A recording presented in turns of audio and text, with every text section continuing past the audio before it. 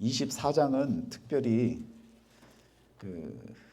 여러분 잘 아시겠지만 종말에 대한 이야기를 할 때마다 나오는 장입니다. 그래서 세상 끝에 어떤 일이 일어날지 또 우리의 세상의 종말에는 어떤 환란이 찾아올지에 대한 이야기를 할 때면 다니엘서와 그리고 또 마태복음 24장과 그리고 요한계시록을 살펴보게 되어집니다.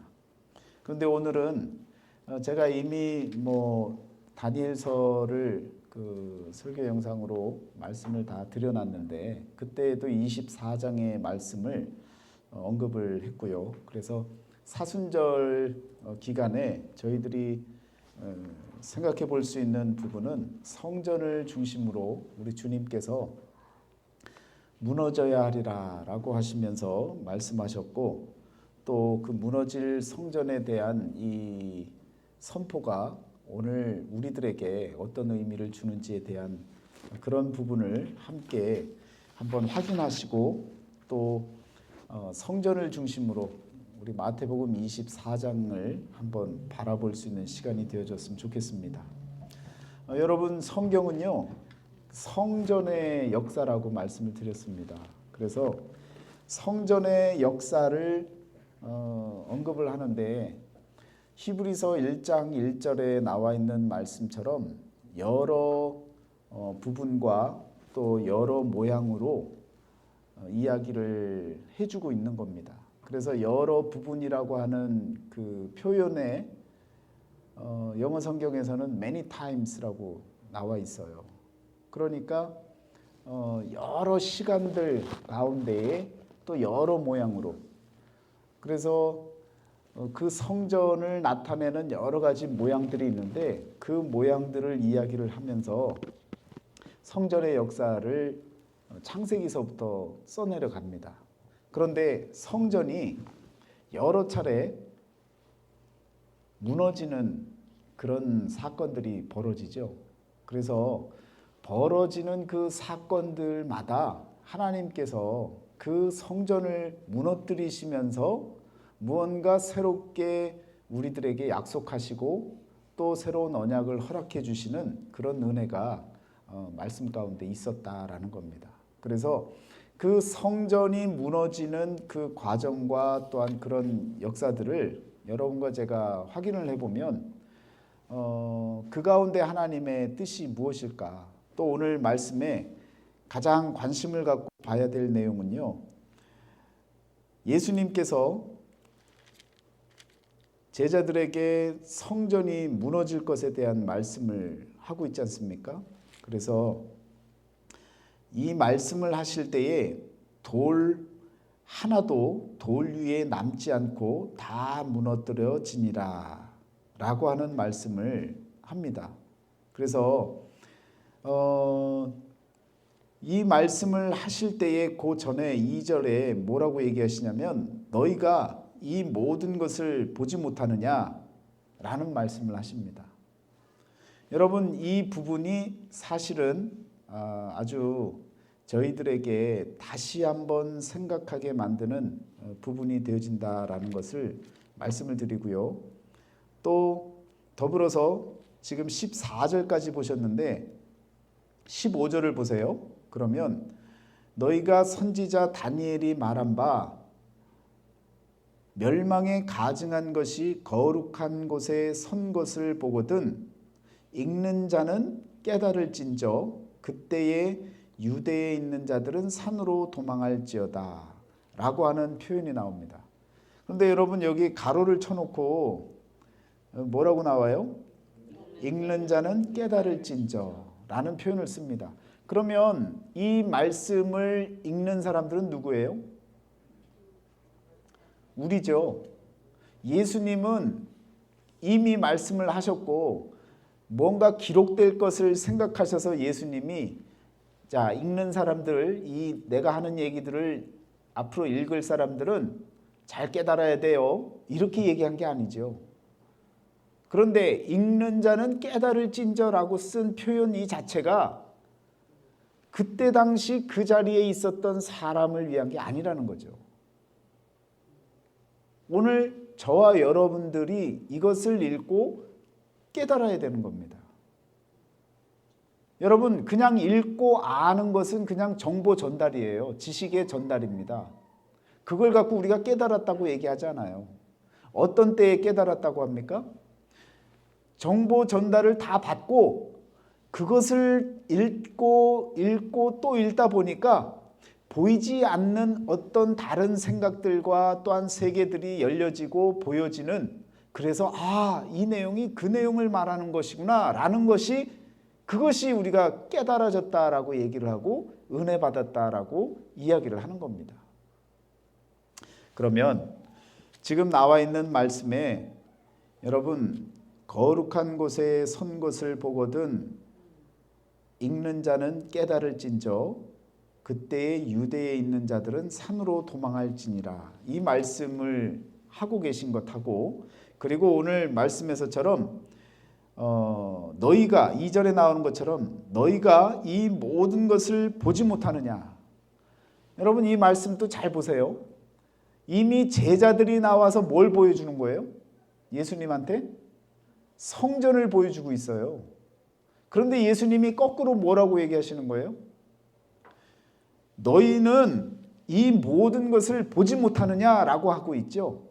그러니까 지금 제자들은 성전을 보여주고 있는데 예수님께서도 성전을 보시면서 너희들은 이 모든 것을 보지 못하느냐라고 이야기하면서 성전 보는 것 넘어서 어떤 다른 것에 대한 이야기를 마음에 품고 왜 그걸 깨닫지 못하느냐라고 묻고 계시는 거죠.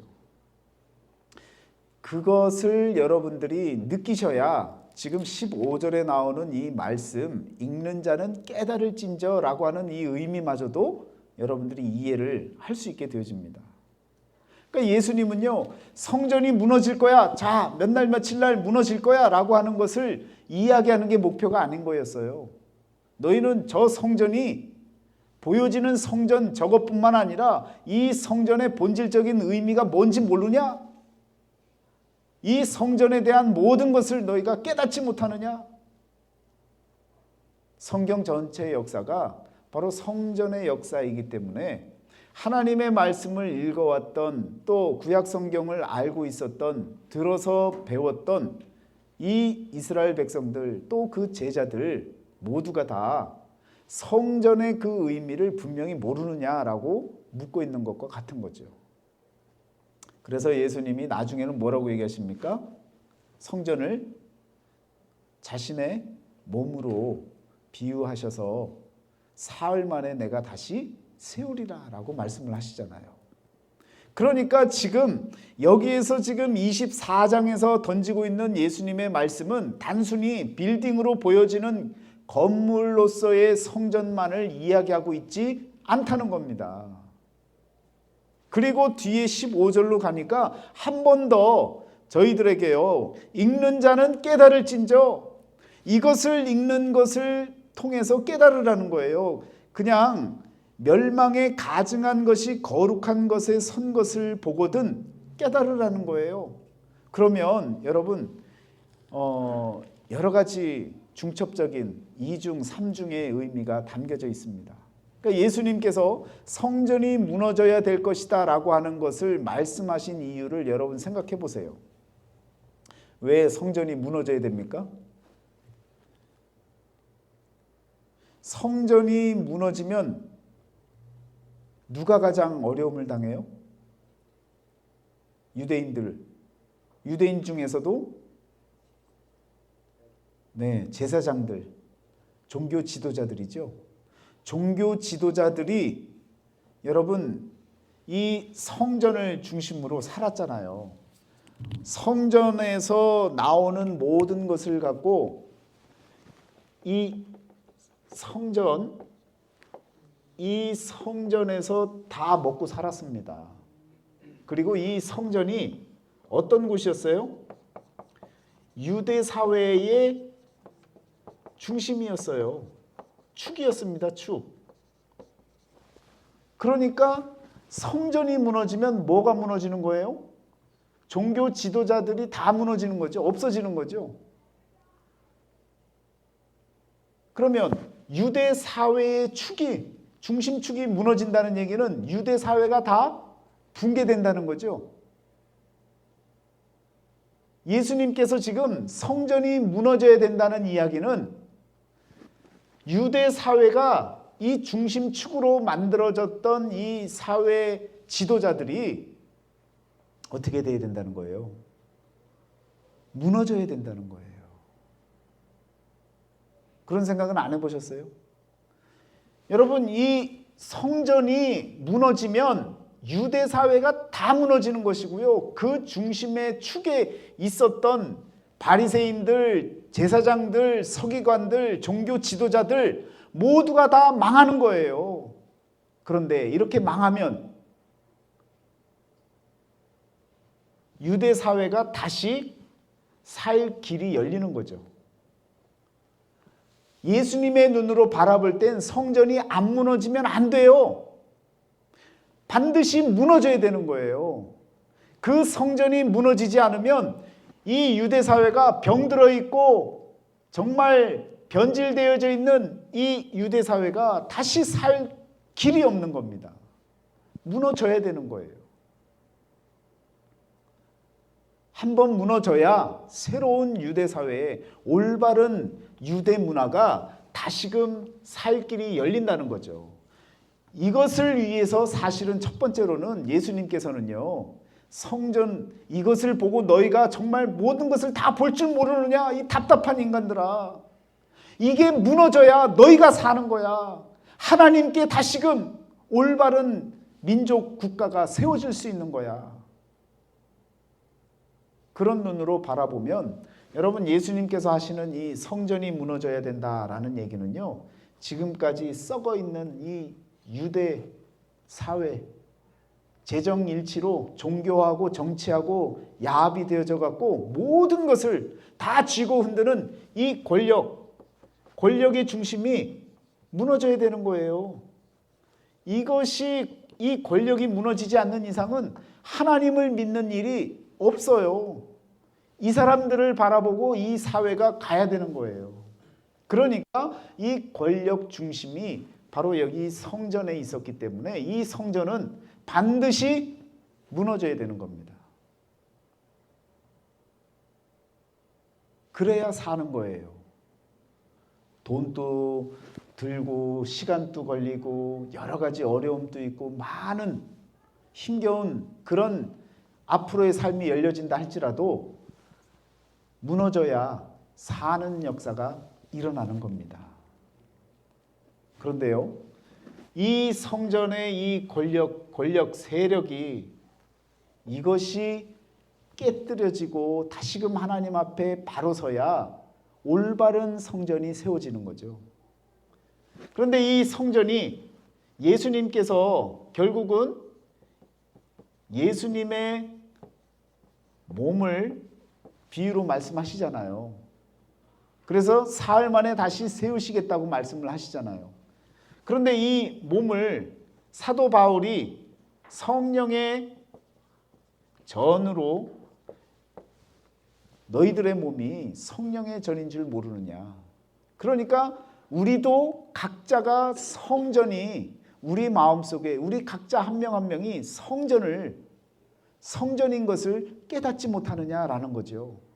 그러면 여기서 문제가 있었던 이 권력과 이 모든 사회의 문제 공동체적으로 보면 여러분, 이 성전은 무너져야 되는 겁니다. 그러면 예수님의 몸도 여러분 이 육신의 몸을 갖고 온 이상 죄가 없으신 분이 죄인이 되셨잖아요. 그래서 그 죄로 인해서 이 몸이 죽잖아요. 죽고 다시 사는 역사를 통해서 완전히 새로운 몸, 완전히 새로운 창조의 역사가 일어나는 겁니다. 그러면 오늘 저와 여러분들도 마찬가지라는 겁니다. 여러분과 제가 마음속에 우리 심령 안에 성령의 전이 있는데 여기와 같이 이런 상태에 놓여 있다면 어떻게 돼야 돼요?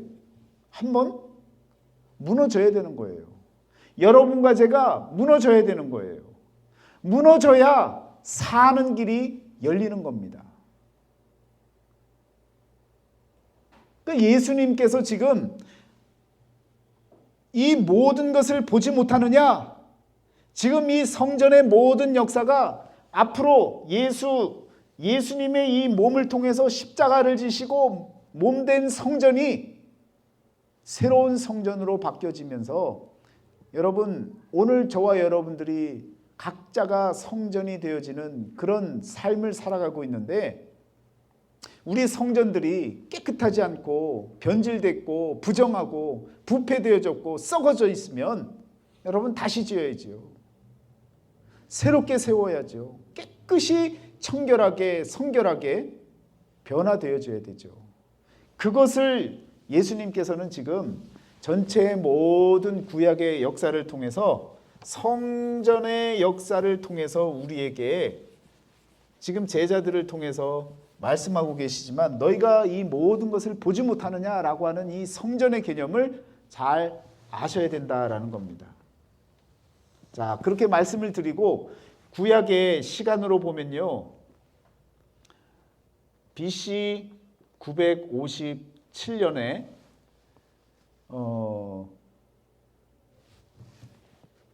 솔로몬이요, 솔로몬 성전을 짓습니다. 솔로몬 성전을 이때 지어요. 짓고 나서 나라가 나뉘게 되죠. 그래서 북이스라엘과 남유다로 나뉘어졌다가 결국은 언제 그 솔로몬 성전이 무너집니까? 586년에 남유다가 무너지면서 마찬가지로 바벨론에 의해서 이 성전이 여기서 무너지죠. 그러면 여기서부터 여기 때까지 이스라엘 백성들이 잘 살았어요? 믿음으로 잘 살았습니까? 아니죠. 성전 잘 지었어요. 잘 지어놨는데, 잘 지어놓고 나서 사는 건 정말 개떡같이 사는 거예요. 안식일도 제대로 안 지키고요, 안식년은 더 안 지키고요, 희년은 말도 안 하고요. 왜? 솔로몬 성전을 지었을 때가요, 통일왕국을 이뤘을 때 다윗의 그 힘에 의해서 나라가 그냥 전체가요 엄청난 힘을 갖고 있었습니다. 다윗 때의 다른 주변 국가들이요 다 조공을 하러 그냥 싸들고 와갖고 저희랑 잘 지냅시다 하면서 그냥 그렇게 들고 와갖고 건네준 게 얼마나 많은지 몰라요. 여러분, 이 다윗 때의 그 군대에 군인으로 치면요 90만 명, 100만 명이 넘는 인원이 다 합치면 전투력이요 대단했습니다. 그런데 여러분, 지난주에 말씀드렸다시피 남유다가 그 아수르에 의해서 공격을 받을 때 아수르가 공격하려고 몇 명을 보냈었다고요? 18만 5천 명. 그것이면 충분하리라고 생각을 했는데, 여러분, 그 전에 통일왕국으로 지냈던 다윗 솔로몬 때는요 100만 명이 넘는 전투력이 있었다고요. 그런데 이때는 이 이스라엘이요 다른 나라를 침략한 일이 한 번도 없습니다. 이 나라는요 그냥 요렇게 요 모양 그대로 나라를 그냥 지켰어요. 다른 나라들이 와서 조공을 하고 잘 지냅시다, 우리 침략하지 마세요 하고 알아서 기었어요. 이 다윗과 솔로몬은 다윗 때는 무엇만을 지키며 살았느냐? 이 나라만을 지켰습니다. 그리고 이 나라를 어떻게 만들려고 했어요? 제사장 나라, 거룩한 백성, 하나님께서 원하시는 제사장 나라를 만들기 위해서 침략하는 거 신경 안 쓰고요 그냥 이곳에서 하나님 섬기면서 잘 사는 게 최고였어요. 그렇게 잘 사니까 다른 나라들이 알아서 와서 여러분 가장 최고의 나라로 여겨줬다고요. 그런데 솔로몬 성전이 지어지고 나서 변질되어집니다. 제사장들이 힘이 생기잖아요. 완장을 차고 어깨에 힘이 들어가기 시작하는 거예요. 그러면서 알력 다툼이 일어나기 시작합니다. 제사장들 간에 분파가 되어져요. 그리고 서로 싸웁니다. 그러면서 이 성전이 온전히 잘 진행이 되겠어요? 안 되는 거죠. 그러니까 이때부터 이때까지 망할 일만 한 거예요. 결국은 그래서 여러분 하나님께서 예레미야나 이사야나 또 에스겔을 통해서 무너질 것에 대한 얘기를 하셨어요. 경고의 말씀을 하셨다고. 그런데도 깨닫지 못하는 거예요. 왜? 이 죄 때문에. 여기를 중심으로 권력을 가졌던 그 권력의 맛 때문에 죄를 짓는 것이 멈춰지지가 않는 거예요. 브레이크가 안 되는 거예요. 계속 달려온 거예요. 그래서 하나님이 어쩔 수 없이 이때 바벨론을 통해서 무너뜨리게 만듭니다.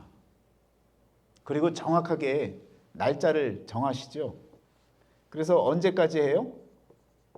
516년. 왜 516년 딱 떨어지는 때가 되어집니까? 70년.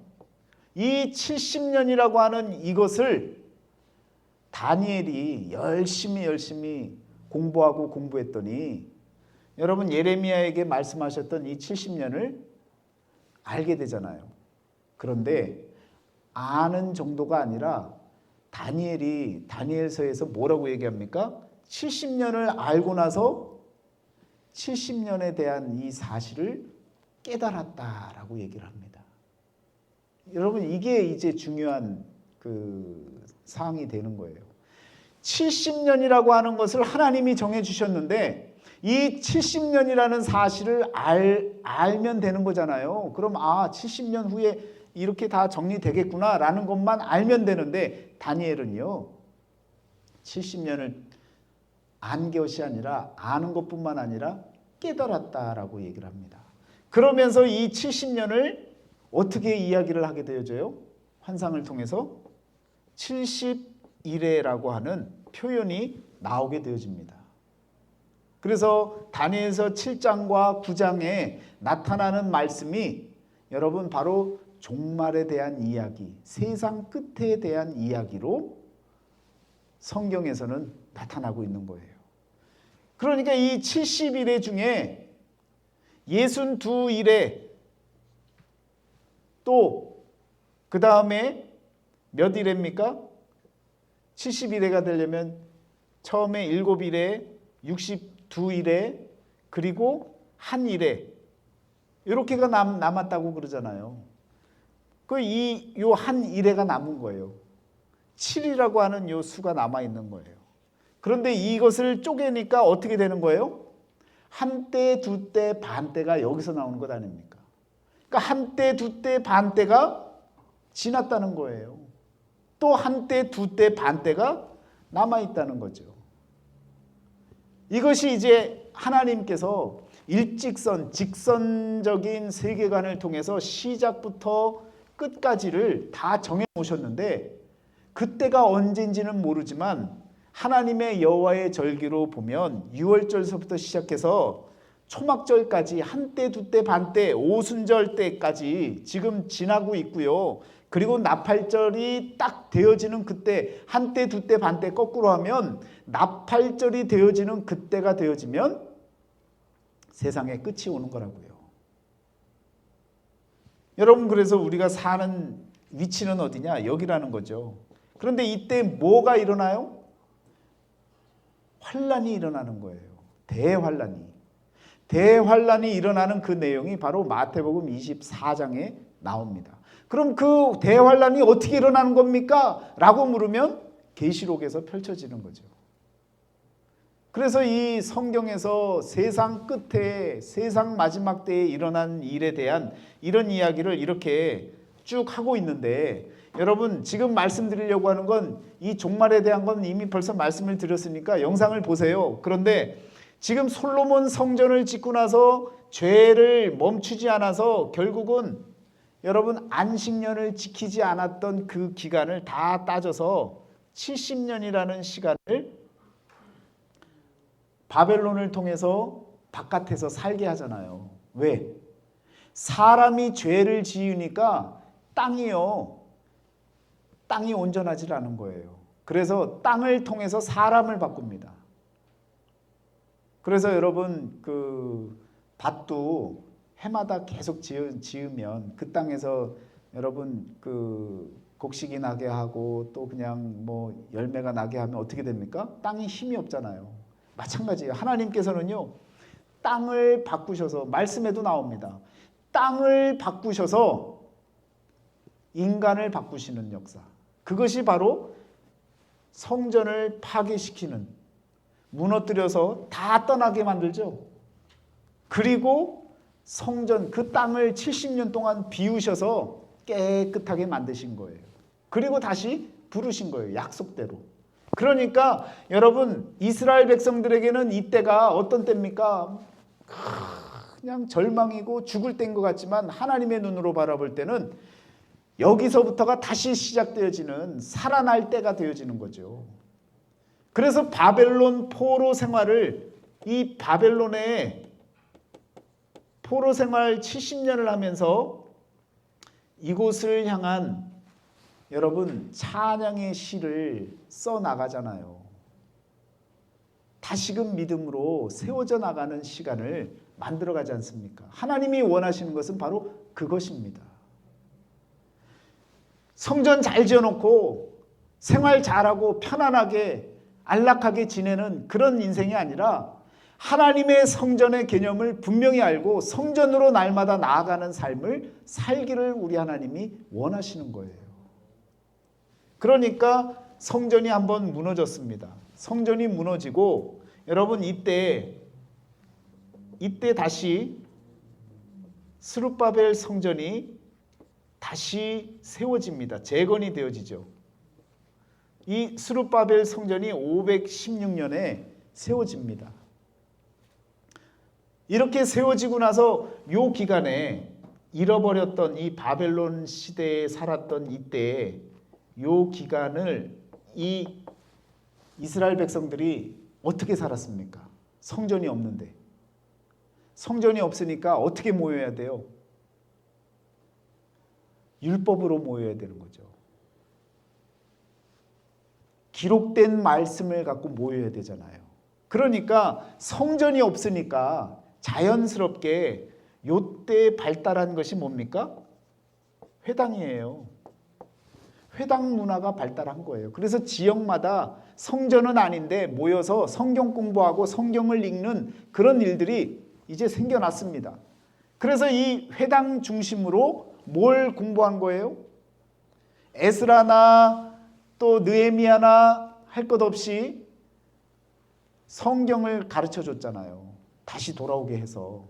그래서 이때는 성전 중심으로 살았다면요, 이때부터는요 율법을 중심으로 토라를 중심으로 살기 시작합니다. 그래서 이 토라를 가르쳤던 사람들이 랍비들이잖아요. 선생님들이잖아요. 그러니까 이 선생님들 중심으로 자꾸 말씀을 배워가고, 그리고 그 말씀을 갖고 회당에서 함께 나누면서 말씀으로 살아가는 방법들을 배워나갑니다. 그러다가 다시 성전이 세워졌어요. 성전이 세워졌는데 이 성전도 BC 167년에 또 무너집니다. 누구에 의해서요? 시리아에 있는 안티오쿠스 4세. 안티오쿠스 4세가 쳐들어와 갖고 성전에다가 뭘 갖다 뿌려요? 돼지 피를 뿌립니다. 아주 이때부터 성전에 가증한 일들을 벌인 거예요. 그런데 여러분, 이렇게 되고 나서 이 167년 이때 있고 나서 성전이 또 한 번 무너졌다고 했잖아요. 그러니까 이때 준비했던 토라 중심의, 회당 중심의, 랍비 중심의 이 모임, 신앙 공동체가 유지가 되어질 수 있습니다.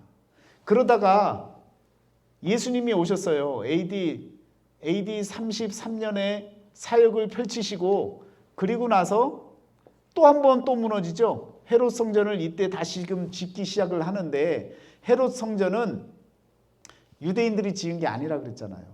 유대인들이 지은 게 아니라 이방인인 헤롯이 지은 거예요. 그러니까 사실은 이스라엘의 성전이 아니죠. 그러니까 수르바벨 성전에 한 벽이 남아 있는 거예요. 다 무너지고 그 벽이 남아 있는데 그 벽이 뭐예요? 통곡의 벽입니다. 지금까지 그 통곡의 벽을 붙잡고 기도하는 이유가 거기 있는 거예요. 그래서 이 헤롯 성전이 다시금 AD 70년에 이제는 로마에 의해서 로마 장군인 디도라고 하는 디도 장군에 의해서 또 한 번 무너집니다. 그런데 그 사이에 예수님도 어떻게 돼요? 십자가를 지시죠. 십자가를 지셔서 성전이 무너졌다가 다시 세워지는 역사가 예수님을 통해서 이와 같이 일어나는 겁니다. 그래서 예수님이 십자가를 지시고 다시 사시는 성전이 무너졌다가 다시 일어나는 성전을 통해서 이때부터 성전의 개념이 달라집니다. 어떻게 달라져요? 몸으로 달라지는 거예요. 몸으로. 성전이라고 하는 이 개념 자체가 이제는 건물이 아니라 몸이 성전인 것으로 개념이 바뀌어집니다. 그래서 이 성전의 개념이 몸으로 바뀌어지면서 어떤 것이 더 중요하게 되어지냐면 건물이 아니라요. 여러분 관계. 이 관계가 하나님과의 관계가 이제는 교회를 통해서 성령을 통해서 여러분 예수 그리스도를 통해서 하나님과의 관계, 그리스도가 내 안에 내가 그리스도와 함께 사는 이 삶이 성전의 삶이고 성전으로 나아가는 삶이라는 것을 알게 만들어줍니다. 그래서 이때부터 여러분 이 모든 곳에 이방으로 AD 70년 이후로요. 여러분 이방 세계에 뭐가 세워집니까? 교회들이 세워지는 거예요. 신앙 공동체들이 세워지는 거예요. 왜? 이제는 하나님과의 관계가 중요한 것이지 예루살렘 성전이라고 하는 그 건물 그것이 하나님의 성전이다라고 이야기하는 시대가 이제는 지나게 되어지는 겁니다. 그럼 여러분 이렇게 성전의 역사가 이렇게 흘러가는데요. 결국은 하나님과의 관계를 여러분과 제가 올바르게 세워나가지 않으면 우리는 성전으로의 또 성전으로 향하는 삶이 만들어질 수가 없는 겁니다. 그런데 공통점이 있어요. 여기서부터 여기까지 오는데 지금까지 있었던 모든 일에 공통점이 있는데 성전으로 나아가는 그 모든 그 길을 방해하는 요소가 하나 있어요. 성전으로 나아가야 되는데 여러분과 우리가 이렇게 해서 성전으로 또 성전의 삶으로 나아가야 되는데 그 길을 막는 것이 있다고요.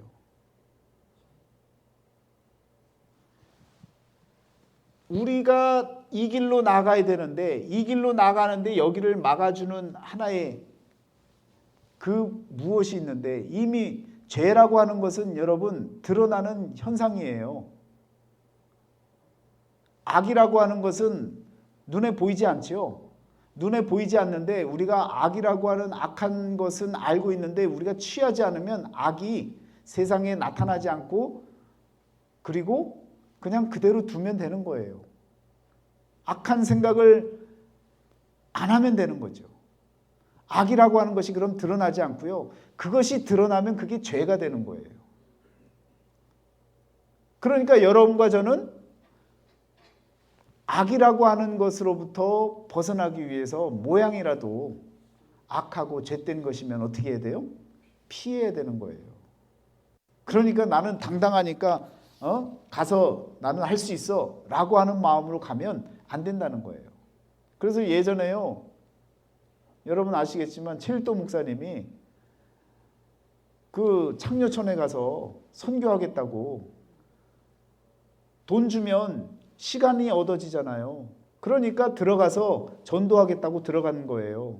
그래서 그냥 그렇게 들어가니까 거기서는 그 누구라 그럽니까? 그 지키는 사람 포주라 그러나요? 그 남자들이 깡패들이 두들겨 패면서 너 뭔데 여기 와서 이런 짓거리 하냐고 두들겨 패고 그리고 쫓아보내고 막 그랬다는 거예요. 그래도 또 들어가서 선교해야겠다, 전도해야겠다 그래갖고 들어간 거예요. 들어갔는데 나중에 고백은 들어갔더니 나는 안 그럴 줄 알았는데 유혹이 온다는 거예요. 그래서 뛰쳐나와갖고 하나님, 내가 이제는 이 선교가 아니라 정말 하나님이 원하시는 하나님의 선교를 하겠습니다.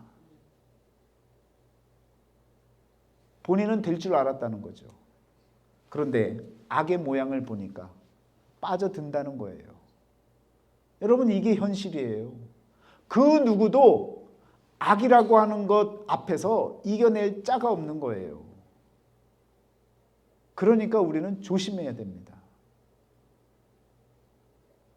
누구나가 조심해야 되는 거예요. 그래서 여러분, 우리가 여기로 가는데 지난 시간에 뭐가 필요하다 그랬습니까? 말씀 가운데 겸손이라고 하는 것을 우리가 필요로 한다 그랬잖아요. 겸손하게 되면 뭡니까? 나를 정확하게 알기 때문에 하나님 앞에 꿇어 엎드리는 거예요. 성전으로 가는 길을 제대로 알게 되어져요. 그런데 이 겸손이 없으면 반대로 교만하게 되어지면요, 이 마음을 갖고 가면 이 길로 내가 충분히 갈 수 있을 거라고 생각을 하는 거예요. 그래서 무너지는 겁니다. 그 이 교만이 뭘 모양으로 나타나는 건 뭐예요? 위선, 또 외식하는 그런 모습들, 이런 것으로 표현이 되어지는 거죠. 이걸 쉽게 얘기하면 뭡니까? 결국은 가짜 신앙이 되는 거예요. 가짜 신앙을 갖고는 우리가 성전으로 나아갈 수가 없습니다. 또 성전화 되어질 수도 없는 거예요. 바리새인들이 이걸 다 보여준 거예요. 외식하는 모습, 위선하는 모습, 이 모든 것들을 우리들에게 보여준 거라고요. 그러니까 오늘 성경에서 예수님께서 지금 성전이 무너져야 된다라고 하는 건 가짜 신앙들이 다 무너져야 된다는 거예요. 오늘 저와 여러분들에게도 읽는 사람들은 깨달을진저라고 얘기하는데 뭘 깨닫는 거예요? 성전에 가증한 것이 들어가면 깨달으라는 거죠. 그럼 뭐예요? 당대에 예수님이 하신 그 말씀이 그때의 사람들을 향한 말씀이 아니라 이 말씀을 읽을 오늘 저와 여러분들, 앞으로 후세들 모두가 다 해당이 되어지는 겁니다. 그러면 뭐가 해당이 되어지느냐? 저와 여러분들이 성전화 되어진 삶을 살아야 되는데 가증한 것들이 우리 마음속에 있으면,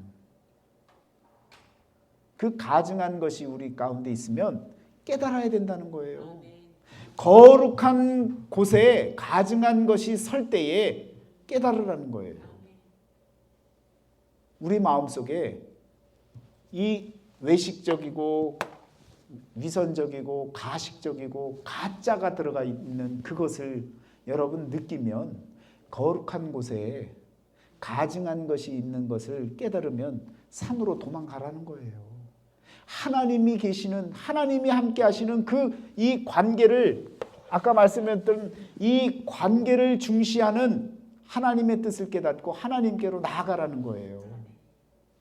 거기에 바로 우리의 겸손이 필요하다는 겁니다.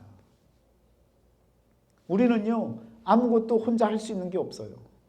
우리의 경험이 많아요. 우리의 능력도 있는 것 같아요. 각자의 탤런트들이 있는 것 같아요. 그렇지만 내가 하려고 하면 안 된다는 거예요. 내 안에 거룩하게 만들어지는 이 성령의 전 안에 가증한 것들이 느껴져요. 우리 스스로가 안다고요. 함께 하면서도 느껴진다고요. 아, 내가 지금 가증한 마음을 갖고 지금 상대에게 대하고 있구나. 내가 뭘 그렇게 잘났다고.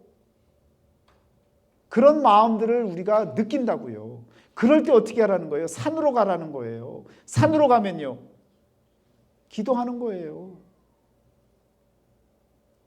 여러분, 그 산으로 도망가라는 얘기가 다른 것이 아니라 하나님과의 관계 속으로 다시금 산으로 가는 거는요.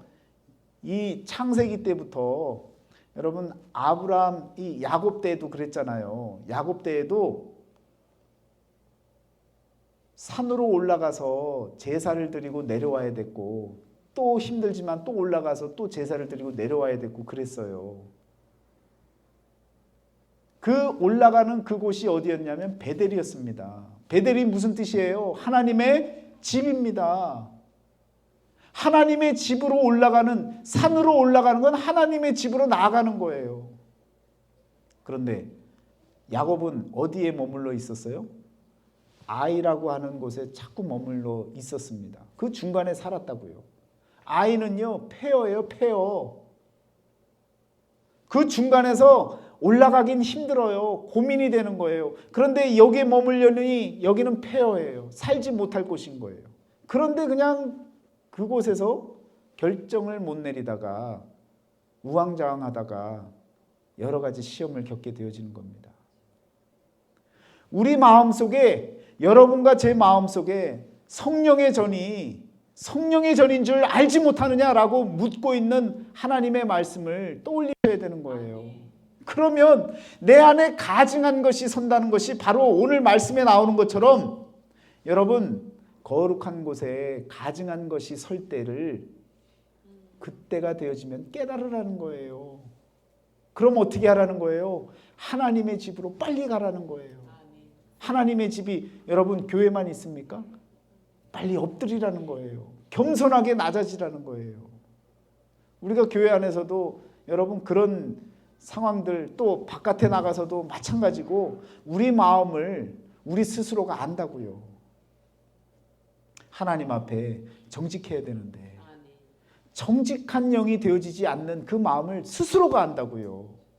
눈 떠서 하는 생각, 가증한 생각들, 더러운 생각들, 하나님께 죄된 생각들, 이 모든 것들을 아는데도 불구하고 깨닫지 못하면요 산으로 도망 못 가는 거예요. 그러니까 오늘 말씀은요 바로 그 말씀을 성령의 성전의 전체 역사를 너희들이 바라보지 못하느냐, 알지 못하느냐, 그리고 말씀을 읽고 있을 사람들, 저와 여러분들이 깨달아야 되는 것이 무엇이냐면 이제는요 성전이 건물이 아니라 성령의 전인 이 마음이, 저와 여러분의 이 속사람이 성령의 전이 되어져야 되는데 그 성령의 전 안에 가증한 것들이 세워지면요 여러분 도망해야 된다는 거예요. 깨달아야 된다는 거예요. 얼마나 현재적인 말씀입니까? 이게 옛날 얘기가 아니라고요. 하나님의 말씀이요 그냥 2000년 전에 예수님이 하신 말씀 가운데 좋은 교훈들을 우리가 깨달아서 잘 살자가 아니에요. 지금 현재의 얘기를 하고 있는 얘기라고요. 이 글을 읽는 사람들은 깨달아야 된다고요. 성령의 전이 정말 가증한 것으로 물들어진다면 여러분 바꿔야 되는 거예요. 무너뜨려야 되는 거예요. 도망가야 되는 거예요. 나는 할 수 있어. 나는 버틸 수 있어. 나는 될 수 있어. 아니라고요. 그 교만한 마음 때문에 결국은 성전으로 나아가는 그런 역사를 만들어낼 수 없다라는 것입니다. 예수님이 그래서 이 성전에 들어가셔서 한 일이 있어요. 성전에 들어가신 것은요 말 그대로 저와 여러분의 마음속으로 찾아오신 거예요. 그리고 뭘 다 여러분 그냥 내동강이 쳤어요? 매매하는 사람들, 돈 바꾸는 사람들, 장사하는 모든 것들을 다 내동댕이 쳤지 않습니까? 왜요? 소 팔고 양 팔고 비둘기 팔고 뭘 팔고 있는 거예요? 소는 성경에서 하나님이에요. 양은 예수님이에요. 비둘기는 성령님이에요. 다 팔아먹고 있는 거예요. 마음속에서. 그런 성전을 예수님이 들어가셔서 정화시키셨다고요. 오늘 저와 여러분들이 하나님 팔아먹고 살면 안 된다는 거예요. 그럴듯하게 가짜 신앙으로 살아가면 안 된다고요. 이제 우리가 살아야 될 것 아닙니까?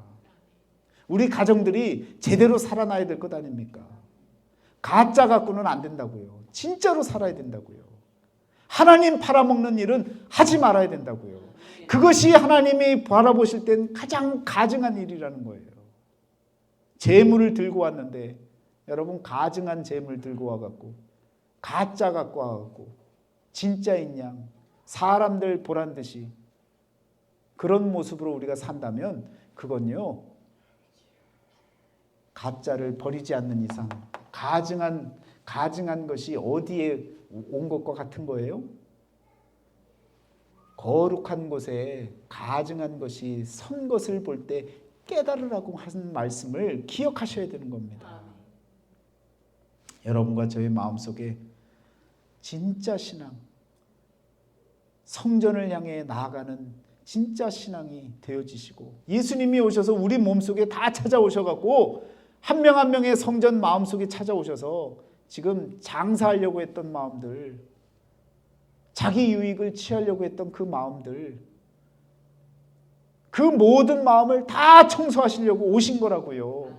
이제는 깨끗해지셔야 됩니다. 하나님의 말씀으로만 살아나가시기를 축원합니다. 기도하겠습니다. 하나님 감사합니다. 가짜로 사는 인생이 되지 않게 하여 주옵소서. 성전이 무너져야 된다는 그 의미가 오늘 우리들에게 어떤 의미인지 깨닫게 하여 주시고 더욱더 하나님 거룩한 심령 가운데 가증한 것들, 멸망에 가증한 것들이 하나님 자리하지 않도록 날마다 하나님 기도하며 산으로 나아갈 수 있는 하나님의 전으로 달려갈 수 있는 우리의 믿음이 되게 하여 주옵소서. 하나님 늘 함께하여 주시고 믿음으로 승리할 수 있는 믿음의 가정들 다 되게 하여 주옵소서. 예수 그리스도 이름으로 감사하며 기도드렸사옵나이다. 아멘.